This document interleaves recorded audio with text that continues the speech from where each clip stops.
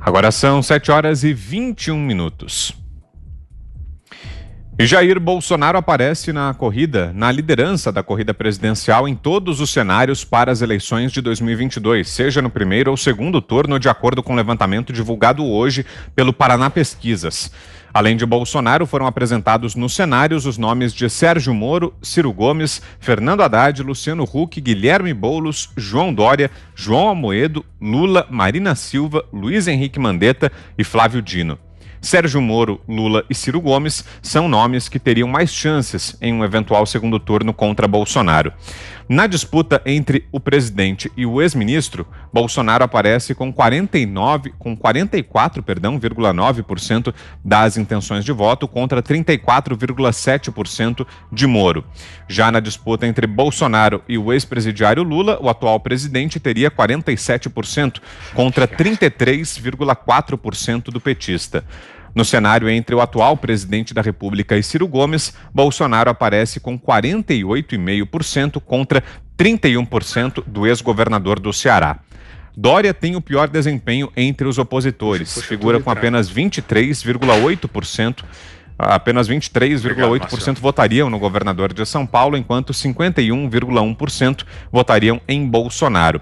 O Paraná Pesquisas entrevistou 2.036 eleitores por telefone, com eleitores com 16 anos ou mais em 26 estados e Distrito Federal, em 192 municípios brasileiros durante os dias 28 de novembro a 1º de dezembro de 2020.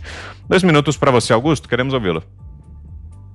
Olha, a pesquisa, eu tô deixando as pesquisas aí de molho por um tempo, porque eu ainda tô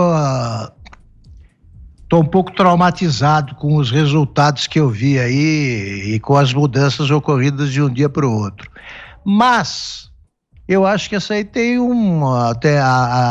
apresenta dados mais ou menos óbvios, né?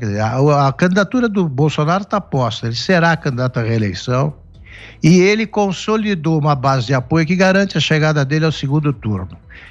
Adversários que não trabalharem com essas evidências vão perder tempo. Eu estou fazendo constatações, eu não estou fazendo previsões e muito menos entrando no wishful thinking. São fatos. O problema da esquerda, PT, PSOL, aí vem. Boulos cresceu, na pesquisa ele aparece com quanto? De volta aos 5, pouco tal. Ele foi beneficiário da união dos que não queriam votar de jeito nenhum no Bruno Covas e perdeu feio, de longe. Ele foi o terceiro colocado, o segundo foi a abstenção.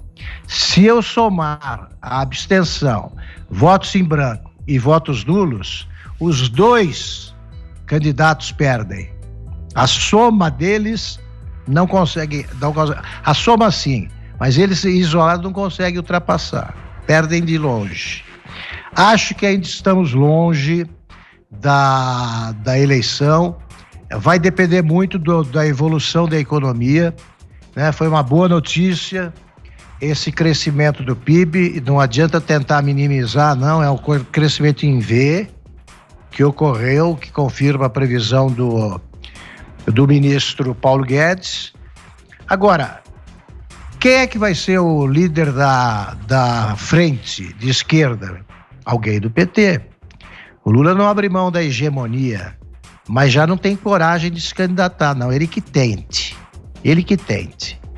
Eu até de vez em quando fico tentado a torcer para que ele ganhe, que ele não tem jeito, é caso de polícia, não tem como escapar, mas eu gostaria de ver disputar uma eleição de verdade aí, para ver o que aconteceu desde o tempo em que ele tinha 103% nas pesquisas, com a margem de erro oscilando para cima, e hoje, o que aconteceu. A frente do centro, né? Tem todo o centro ali, aí o brasileiro teria votado na moderação, isso está bom. Quem é o candidato? Aí, não, mas até lá surgirá o candidato porque não há espaço vazio em política. Às vezes há, sim. Ele é ocupado pela abstenção. A abstenção deste ano, ela vem crescendo sistematicamente. A desse ano é um caso a examinar com atenção. Com atenção, para mim, porque, claro, a pandemia fez com que alguns ficassem em casa, mas não foram muitos, não. Não foram muitos, não, até porque os ambientes estavam assépticos, tá? Você ia votar lá, estava tudo bonitinho, ninguém ficava com medo. A abstenção vem crescendo em todas as eleições, sejam eleições municipais ou sejam eleições aí gerais, presidenciais. Vem crescendo porque eles estão aprendendo a agir como os americanos. Eles estão impondo o voto opcional, o voto se quiser, né? O voto não é obrigatório. Que você tem uma chateação aí de justificar em cartórios, vai para um determinado lugar, paga alguma coisa e tal, mas eles preferem essa chateação a escolher entre os 11 candidatos a prefeito de São Paulo, por exemplo. Tem uma final entre dois caras aí que eles não gostam, no segundo turno, esse pessoal não vai votar. Então, preste atenção nos que se abstêm, nos que se abstiveram agora. Preste atenção, eles estão dando um recado. Não gostamos de nada que estamos vendo por aí. É muita gente. É muita gente. A gente pega de margem de erro, 3 sobre o eleitorado de 130 milhões, mais que isso. Não é pouca coisa. Em São Paulo, os números são muito interessantes e os pesquisadores deviam pesquisar também porque eles são tapeados sistematicamente pelo eleitorado, né? Porque o eleitorado deu de tirar um sarro com o Ibope, com a Folha, porque eu vi as margens de erro sendo amplamente superadas pela apuração oficial e se eu fosse diretor desses institutos, eu fazia uma pesquisa para saber por que o eleitorado não gosta de mim. E você, Zé, sua avaliação aí sobre essa pesquisa do Paraná Pesquisas, que mostra o presidente Bolsonaro aí como o candidato a ser derrotado em 2022, É uma lógica, veja bem, o Augusto tem razão em ficar desconfiado das pesquisas, porque é muito insistente os erros, né? Esses erros têm vindo já há bastante tempo, não foi uma coisa que aconteceu na última eleição. Só que nas últimas eleições aí, nas eleições anteriores, a coisa se aproximava ali do final.